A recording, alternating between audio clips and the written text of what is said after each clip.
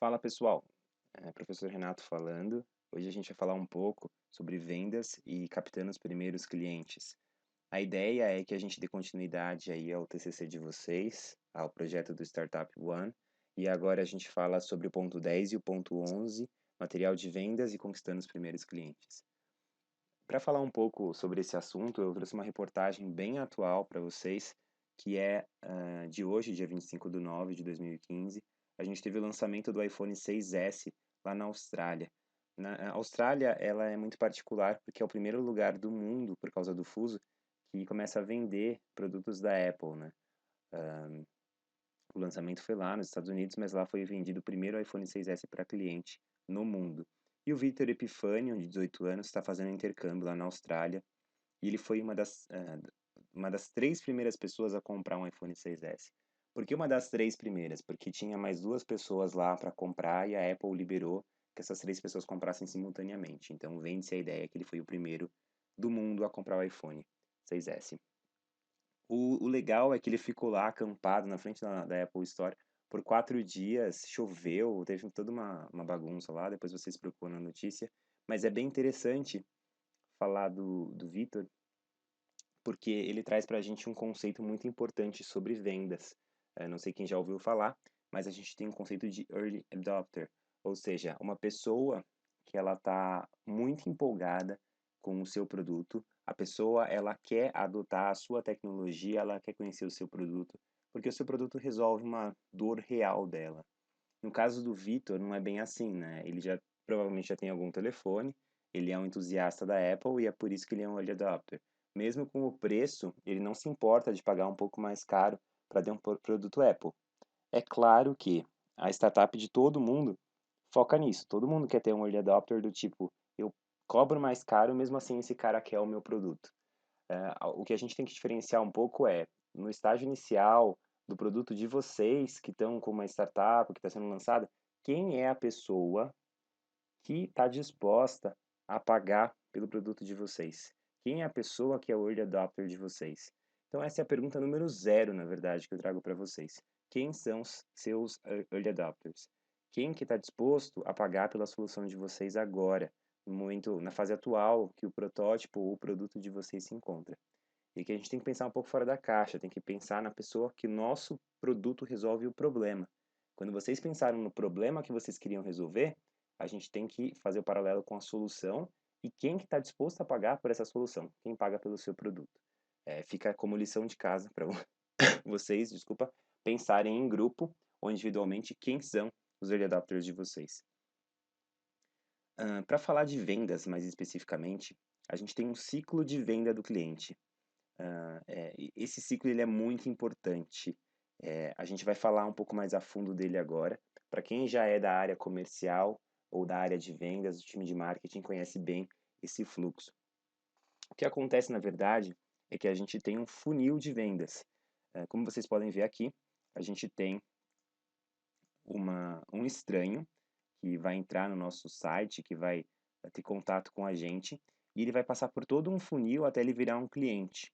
Mais ou menos, a gente tem várias nomenclaturas possíveis, mas em marketing, por exemplo, a gente pode falar que primeiro ele é um visitante do site, por exemplo, depois esse cara vai virar um lead, ou seja, eu já sei talvez até que ele já tem uma necessidade, eu já sei qual a necessidade que ele tem quando ele visitou o meu site e eu já qualifiquei um pouco ele. Ele deixa de ser puramente um visitante, um estranho para mim, e ele já tem agora um CPF, um CNPJ, e eu já sei a necessidade dele. O prospect é um lead um pouco mais qualificado, ou seja, eu já sei o que eu vou poder oferecer para esse cara, eu já sei qual produto que eu vou tentar vender para ele. E o cliente, finalmente, é o que a gente quer, é a pessoa que paga, né? É aquele cara que vai pôr a mão no bolso, aquele cara que vai pagar pela sua solução, é o cara que a gente espera que gaste dinheiro com o seu produto. É nisso que a gente foca. Eu gosto bastante dessa técnica de pirata do Dave McClure. A ideia que ele traz para a gente é o modelo de comportamento do cliente, né? E com isso a gente consegue usar algumas métricas de conversão. Daí a gente consegue saber como que a gente consegue vender melhor. Isso para a gente é muito importante. Ele coloca 5 pontos para a gente, né? Falando um pouco do funil de vendas de novo, ele coloca 5 pontos principais. O primeiro é a aquisição. De que canais que os seus usuários vêm? De que canais que os seus usuários vão chegar no seu produto? Então, para quem tem um site, como é que o cliente chega no seu site? Será que é pesquisando no Google? Será que é por um post que você fez no Facebook? Como que esse usuário chega para você? Quem tem um app, como é que o cliente ele chega até o app de vocês? Ele joga no Google e aparece lá, baixe agora o aplicativo de segurança X? Ou será que ele entra na Apple Store e a Apple está recomendando o produto de vocês, o programa, o app de vocês, como um dos aplicativos recomendados da semana? Então, é pensar um pouco de que canais que eles estão vindo, os seus clientes. Ativação. Que porcentagem desses usuários tem uma boa primeira experiência? Ou seja, ele foi ativado, ele entrou no seu site, ele gostou do seu site? Quanto tempo ele ficou no seu site? Será que ele teve contato com as páginas que você gostaria que ele tivesse? Recomendação, desculpa, retenção. Esses clientes não, né? Por enquanto são usuários. Mas esses usuários, eles voltam e revisitam o seu serviço, o seu produto? Ou seja, pode ser que ele não tenha comprado ainda, mas ele está revisitando, ele está interessado, qual que é o grau de interesse dele? Então essa é a retenção. A recomendação, eles ficam tão satisfeitos com o seu produto, com o que eles estão vendo, a ponto de indicar para os amigos dele? Será que ele vai recomendar isso para alguém? Esse ponto é muito importante. Finalmente, a receita. Você consegue monetizar a partir desse comportamento? Ou seja, você tem um total estranho que você adquiriu ele, né? Ele chegou para você por meio de algum canal. Você ativou esse estranho. Ele gostou do seu site, gostou do seu app, gostou da sua ideia. Você reteve ele, ou seja, ele voltou. Ele quer mais contato com você, mais contato com o seu produto. Ele recomendou isso para alguém e falou: Nossa, cara, que legal. Eu conheci um aplicativo que faz tal coisa, você precisa conhecer. Ele recomendou isso para alguém. Finalmente, ele pagou. A recomendação é muito importante, mas é importante saber se esse cara ele está te trazendo resultado financeiro. Se ele está pagando pelo seu aplicativo, pelo seu site, pelo seu produto. E por que é técnica de pirata, né? O Dave McClure dá essa nomenclatura para a gente nunca mais esquecer, porque ele fala que é o R, né? O R que o pirata faz, né? É meio maluca essa analogia, mas enfim, é para não esquecer. Então a gente tem aí aquisição, ativação, retenção, recomendação e receita. É o R. Então, a pergunta número 1, superada a pergunta número 0, é: como que vocês podem adquirir, ativar e reter o cliente de vocês? E como que esse cliente recomenda e traz receita ao negócio de vocês? Então, se a gente voltar aqui, é a gente pensar de que canal que esse usuário está vindo para mim, né? Aquele exemplo que a gente passou já.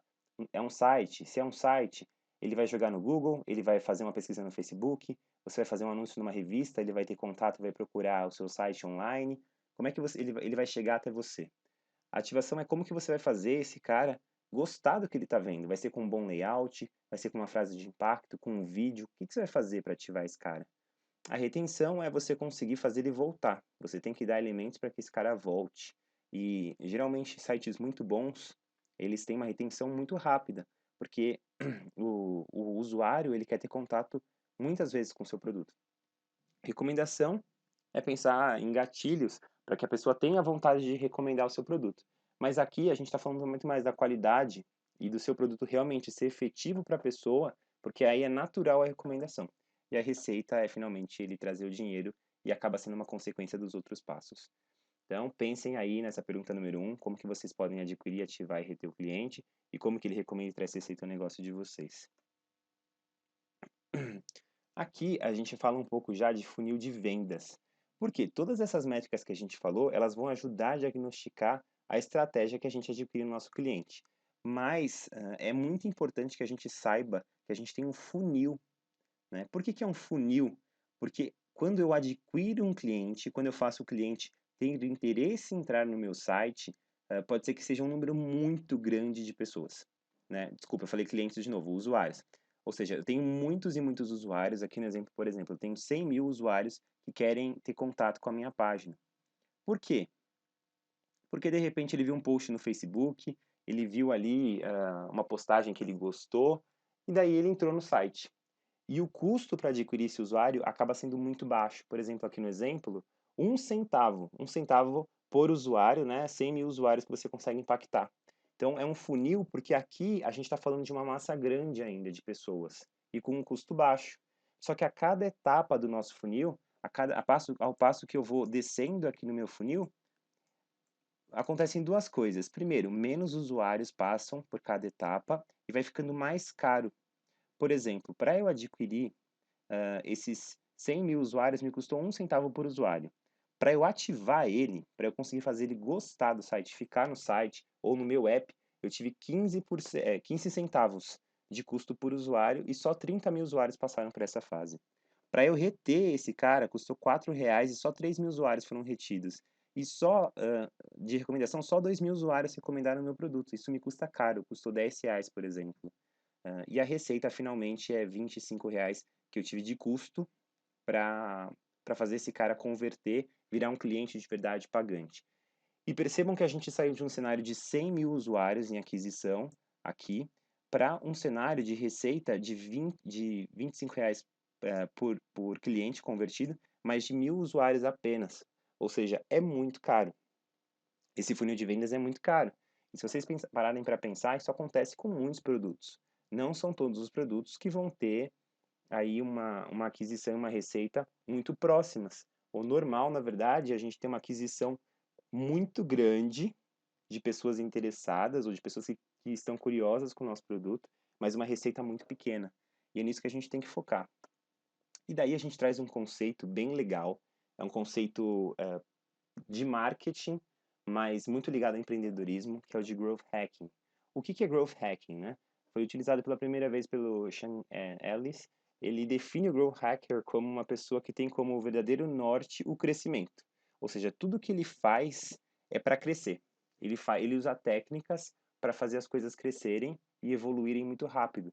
Porque como a gente está falando de uma startup, a gente não tem tempo para ficar gastando dinheiro, queimando dinheiro. Então a gente testa, a gente evolui e a gente tenta ao máximo não gastar dinheiro.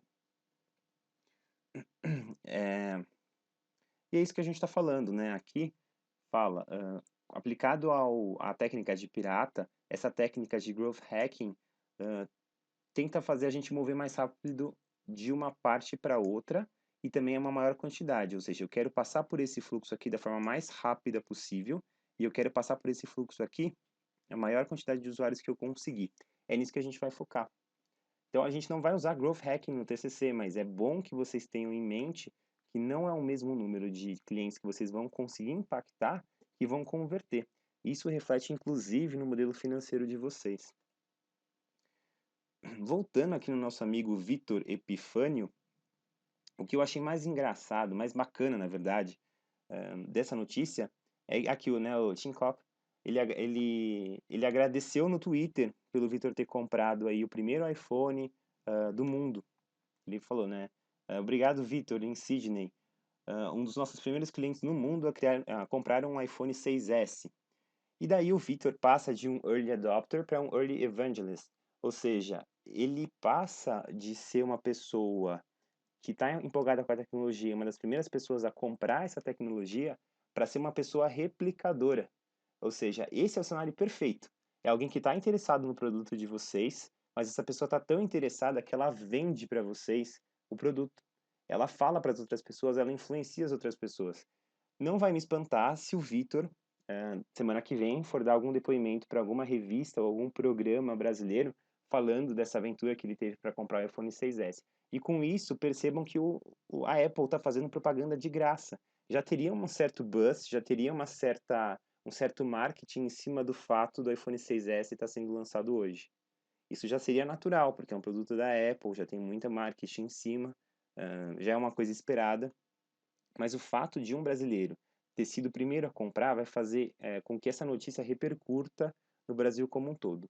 Para o bem e para o mal. Pode ser que muita gente critique, fale, poxa, que ridículo, eu detesto a Apple, mas via de regra, muitas pessoas vão elogiar. E outro fato importante, né? Vão estar falando da Apple. Aquela máxima, fale bem ou fale mal, mas fale de mim. Ou seja, a Apple vai estar aparecendo aí em vários noticiários com essa notícia de que o Vitor foi um dos primeiros clientes a comprar o iPhone 6S. E isso é ótimo, porque é propaganda gratuita. É isso que a gente quer para o negócio de vocês. A gente quer que tenham early adopters, todo negócio tem early adopter, ou seja, um Vitor que vai estar empolgado com o produto e que vai ser um dos primeiros a comprar, é isso que a gente busca. Se um negócio não tem um early adopter, a gente tem um problema, porque a gente não está resolvendo um problema real, mas o que a gente quer também é early evangelists, ou seja, a gente quer pessoas que vão gostar tanto do produto que além de pagar, elas vão fazer propaganda para você de graça. É nisso que a gente tem que focar, é nisso que a gente tem que pensar.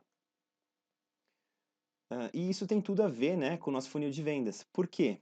Com a recomendação do Vitor, ou com a recomendação dos nossos early evangelists, a gente vai conseguir ir para uma ativação mais rápida. Porque, por exemplo, né, a gente falou aí do produto da Apple, do iPhone 6S. O Vitor vai recomendar esse iPhone 6S para os amigos dele. Ele vai falar, cara, é incrível o Touch 3D desse iPhone 6S. É muito legal, você precisa ver como é. Ele vai dar o iPhone 6S na mão dos amigos dele para eles experimentarem. Ao passo que você não vai ter mais o custo, apesar de barato, de adquirir esse cliente, esse amigo do Vitor. Porque o Vitor já está fazendo a aquisição para você. Ele já está jogando cara para ativação. Ele já está movendo um passo para você. E é isso que a gente quer. A gente quer focar em estratégias que vão fazer o cara recomendar o seu produto de graça para que você tenha mais clientes passando por menos etapas desse fluxo. Por que a gente fala disso? Porque o custo por aquisição do cliente, o custo por aquisição do seu cliente geralmente é maior que o tempo, o ciclo que ele tem dentro do seu ciclo de vendas. Vamos traduzir isso melhor. Geralmente, o custo que você tem para adquirir um cliente, quando eu falo adquirir, é passar por não só por essa primeira etapa, mas chegar até esse cara trazer receita para você, ou seja, passar por cada um desses passos aqui, geralmente esse custo é maior do que o cara vai te trazer de resultado, nesse lifetime value, na soma da receita que ele vai te trazer aqui. Então, por exemplo, o dinheiro, o lucro que esse cara vai te trazer como cliente, geralmente acaba sendo menor do que o custo que você teve para adquirir ele. E é isso que a gente não quer. A gente quer ter um custo por aquisição de cliente menor do que a quantidade de dinheiro que esse cliente traz para você. Parece um pouco confuso, mas se a gente for traduzir isso ao pé da letra, a gente não quer ter custo para adquirir cliente. Quanto menos custo a gente tem para os clientes chegarem até nós, melhor é. E a gente vai ver que tem estratégias para a gente fazer isso, a gente encurtar o nosso ciclo de vendas e a gente reduzir o preço da aquisição desse cliente. E daí a gente vai para essa pergunta: quem são os clientes de vocês? É um exercício que a gente já fez. A gente tem que pensar no que o cliente representa para nós, quem é esse cliente, né? Uma dica que a gente falou já em sala de aula a gente tem que pensar numa pessoa que é um potencial cliente de vocês, ele é um early adopter, ou seja, ele está disposto a pagar pelo produto de vocês, e a gente tem que focar em alguns elementos principais. No que ele vê, o que ele vê no dia a dia dele, quais são os fatores que influenciam ele e que ele tem contato todo dia. O que ele escuta, quem que ele escuta, o que vai influenciar a compra dele. O que ele pensa e sente, né? O que ele está pensando, o que passa na cabeça dele. E é diferente, o pensa e sente é diferente do que ele fala e faz. De repente ele pensa uma coisa, mas ele fala outra. E com base nisso, a gente consegue chegar nas dores que ele tem hoje e como o seu produto traz ganhos para essas dores. Como é que você alivia as dores desse seu cliente? Eu só estou recapitulando isso porque a gente já viu e eu espero que vocês tenham feito o mapa de empatia para mais de um tipo de cliente, porque é esse mapa de empatia que vai dizer para você quem é o seu cliente. E essa é a pergunta número 2. Quem é o cliente de vocês? Quem é o cliente da startup de vocês? Pensa fora da caixa. Às vezes a gente foca tanto que o cliente é a pessoa física, né? E a gente foca às vezes no negócio B2C e de repente a gente consegue fazer uma parceria estratégica e a gente tem um negócio B2B. Então pensa quem é o cliente de vocês. Não é só o cliente, pessoa física que vai comprar o produto de vocês, mas alguém, uma empresa, que de repente vocês conseguem fazer uma parceria, fechar um negócio e vai trazer mais cliente para vocês mais rápido. Pensem bem nessa questão, quem é o cliente de vocês. E finalmente a gente chega nos canais de distribuição. A gente tem vários, eu tentei deixar o máximo aqui em texto maior, em fonte maior, os principais ou os mais importantes, pelo menos para essa primeira parte, esse primeiro momento da startup de vocês. O viral, É aquilo que toda empresa quer. Toda startup quer ter uma estratégia viral, mas poucas vão conseguir. E vocês podem até desenhar uma estratégia viral. Eu vou achar fantástico se vocês conseguirem desenhar uma estratégia viral para o negócio de vocês. Mas o viral, desculpem, o viral não depende da gente. O viral depende dos usuários.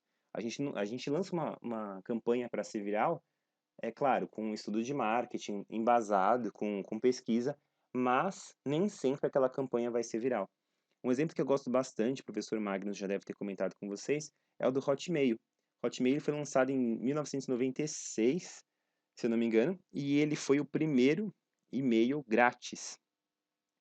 Ele conseguiu aí um número expressivo, muito expressivo, de usuários, gastando muito pouco.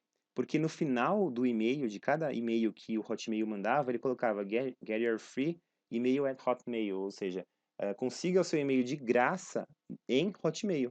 Daí quando a pessoa buscava em alguma ferramenta de busca, que ainda não tinha o Google, a palavra Hotmail, ele conseguia entender o que era o Hotmail, sabia como que ele conseguiria um Hotmail de graça, e assim o Hotmail foi crescendo, porque a cada e-mail enviado ele conseguia um cliente novo. O resumo da história, né? O Hotmail, ele gastou $500 mil em 2 anos para ganhar 12 milhões de inscritos. Um concorrente do Hotmail gastou 20 milhões de dólares, ou seja, um montante muito maior, a gente está falando de 20 milhões de dólares contra 500 mil dólares, para conseguir menos da metade dos clientes do Hotmail. Ou seja, esse competidor, esse concorrente do Hotmail conseguiu menos de 6 milhões de inscritos, de usuários de e-mail, gastando 20 milhões de dólares, enquanto o Hotmail conseguiu 12 milhões de inscritos, gastando 500 mil dólares. Isso é um fator viral. Como que eu vou fazer, que gatilho que eu vou usar para fazer com que os meus usuários viralizem o meu produto? Fazer com que os meus usuários se engajem tanto e recomendem o meu produto. A gente tem que focar aqui na recomendação. Lembra que a recomendação vai fazer com que as pessoas usem nosso produto, recomendem e curtem nosso ciclo de vida de aquisição do nosso cliente? Então, é nisso que a gente tem que focar. Se vocês conseguirem desenhar uma estratégia viral, fantástico. Não é todo negócio que consegue ter uma estratégia viral. Um outro exemplo de estratégia viral. Consiga mais 3 amigos para usar o meu produto e você ganha tempo de licença, você ganha uso free, você ganha uma funcionalidade, você ganha mais espaço de armazenamento. Dropbox é um exemplo. Dropbox foi lançado e quando ele foi lançado, eu não lembro qual que era a quantidade de megas ou de gigas que você conseguia, mas quando você recomendava Dropbox para alguém, se a pessoa se inscrevia no Dropbox também, você ganhava espaço extra no seu Dropbox. É uma estratégia interessante, você está recomendando o produto para alguém. E quando a pessoa recebe essa sua recomendação, ah, ela vai ver seu nome lá, ela vai saber que é um produto bacana, de repente ela vai perguntar para você como é que funciona, e você vai ser o vendedor do Dropbox. É legal pensar em estratégia assim. Não é todo negócio que consegue, não é toda estratégia, aliás, nenhuma estratégia é garantida que vai ser viral, mas é bacana, é uma forma muito barata de conseguir clientes novos. E daí a gente pode falar, por exemplo, de relações públicas ou de PR. O que que é isso, relações públicas? Eu vou fazer publicidade gratuita em canais de grande audiência. Então, de repente, eu vou conseguir uma pauta numa revista, eu vou conseguir uma pauta com um jornalista, mas eu trabalhar relações públicas para conseguir clientes de uma forma rápida em mídias de massa, de preferência de forma gratuita. O Search Engine Marketing, ou seja, eu quero atrair pessoas usando mecanismo de busca, técnicas de SEO, por exemplo. Quando a pessoa vai lá no Google e digita um termo, eu quero que o meu produto seja um dos primeiros a aparecer. E para isso eu tenho que focar num HTML muito bom, eu tenho que focar num site muito bom. Mas é uma estratégia bacana. Você conseguir atrair o usuário pelas palavras-chave que você usa no seu site. Isso é legal. Isso funciona muito bem também para startups que têm um produto diferenciado. Então, por exemplo, você tem um produto que é muito específico, se a pessoa jogar no Google, não o nome do seu produto, mas algo muito próximo a ele, ela vai chegar em você.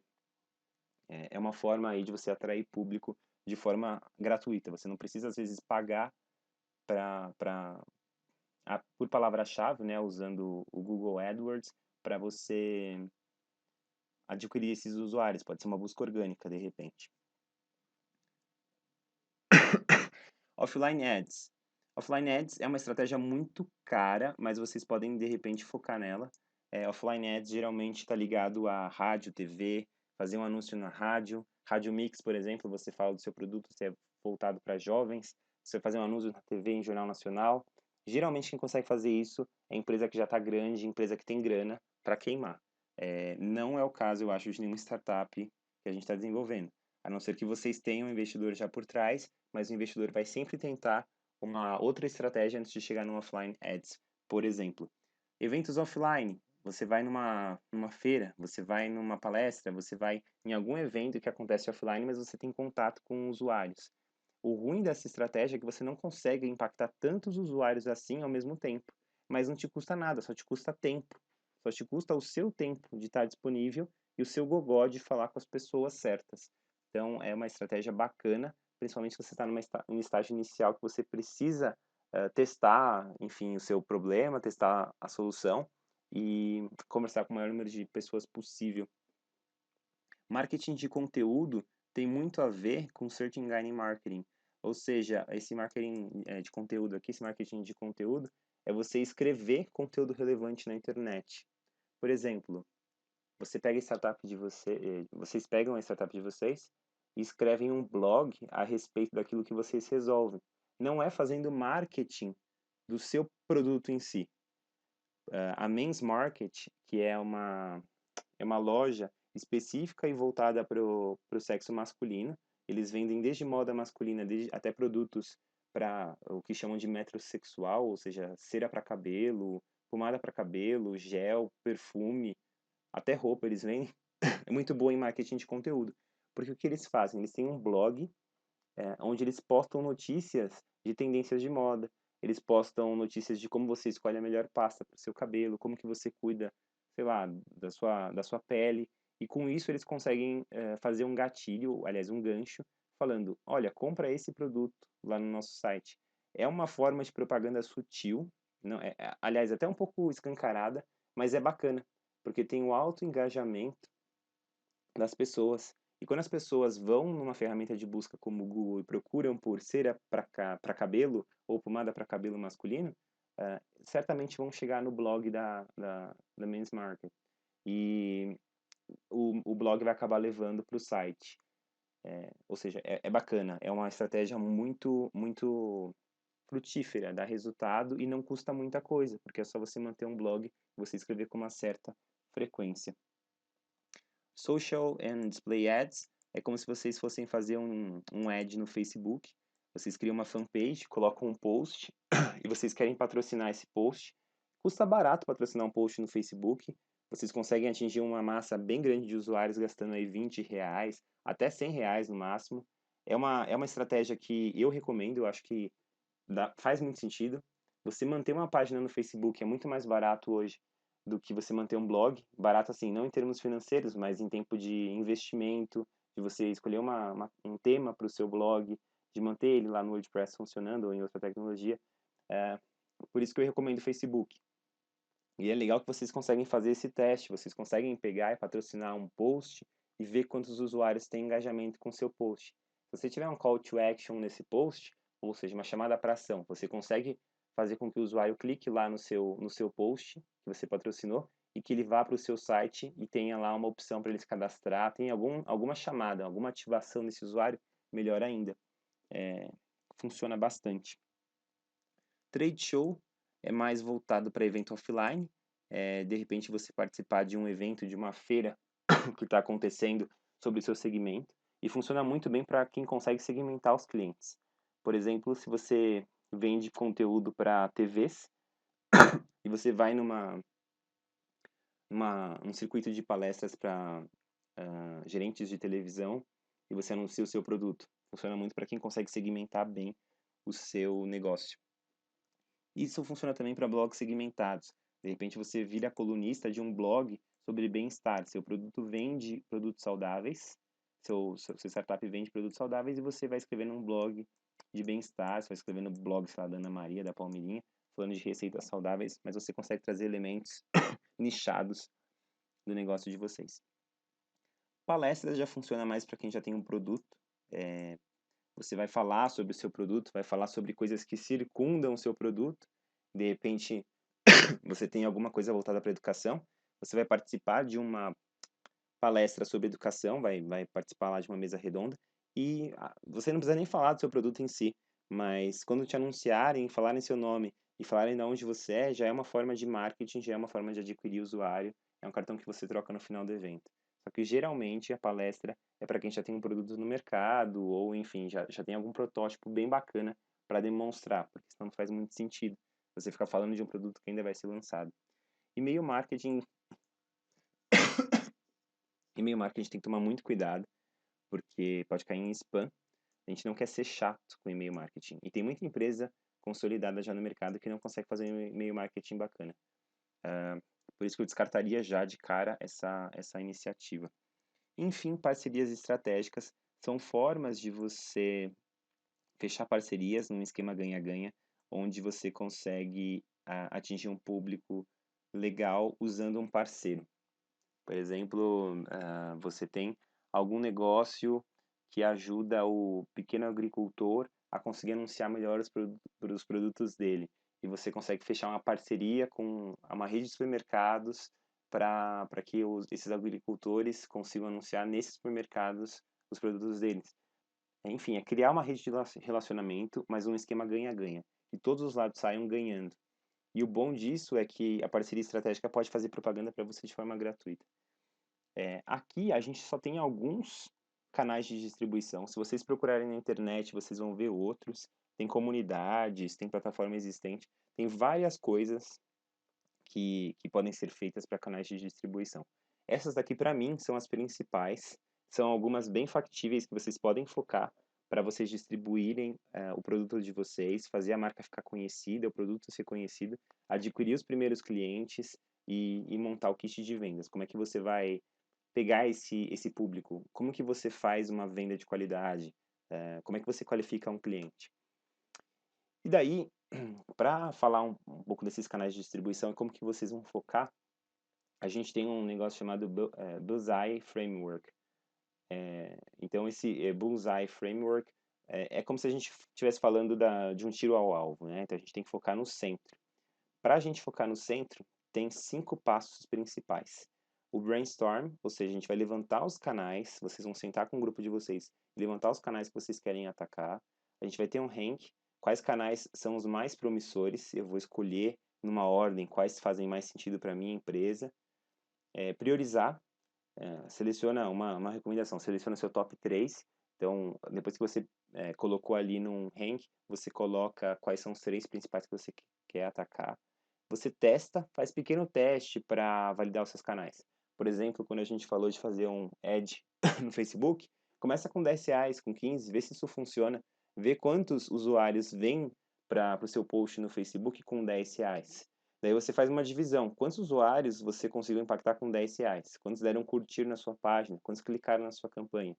Com isso, você consegue saber quanto que você consegue trazer, mais ou menos, se você aumentar um pouco esse valor. E o próprio Facebook te fala isso. Se você pagar R$ 100, você consegue impactar 10 mil usuários. Se você pagar R$ 1.000, você consegue impactar 1 milhão. O Facebook tenta estimar isso para você. Mas faz um teste. Começa pequeno e vê o que você consegue atrair para o seu negócio. E depois de testar, você foca. Se você encontrou nesse top 3 e testou, né? Você encontrou seu top 3, testou e viu que funciona uma estratégia, foca 100% em crescimento. Foca no que está dando mais resultado. É isso que a gente quer. A gente quer focar no canal, no segmento que traz mais cliente para dentro da startup. E essa é a pergunta número 3. Escolha 6 canais, foque em 3 deles e desenhe uma estratégia com justificativa de como que você ataca esses canais nos próximos 3 meses. Ou seja, a gente vai escolher 6 canais, vai fazer um top 6 aí, vai focar nos 3 que vocês acham que são prioritários e vocês vão desenhar uma estratégia com uma justificativa bem clara por que vocês escolheram esses 3 e como que você vai atacar esses 3 nos próximos 3 meses. Assim a gente consegue entender como que a gente vai atrair os nossos primeiros clientes e como que é uma venda para esses para esses clientes. Eu espero que isso tenha ficado bem claro para vocês. Eu espero que faça sentido essas perguntas. Dá para vocês começarem a escrever com base principalmente nessa pergunta número 3, já dá para colocar alguma coisa na documentação a respeito disso, e principalmente na apresentação. Então vejam o que é prioritário, vejam o que está sendo cobrado de vocês na documentação e na apresentação, e foquem nisso. Vão tentar responder essas perguntas, né? Como que eu atraio mais clientes para o meu negócio? Como que eu passo por todo o meu funil de vendas de uma forma sadia e que eu não gaste muito dinheiro? Cada negócio tem um modelo diferente. Cabe a vocês encontrar qual que é o melhor modelo, como que vocês conseguem encontrar aí esses clientes, como que vocês conseguem efetivar uma venda. Se vocês precisarem de qualquer coisa, manda um e-mail para mim ou a gente conversa na próxima aula, no nosso próximo encontro. É isso, pessoal. Obrigado aí pela atenção. Boa noite para todo mundo. Tchau, tchau.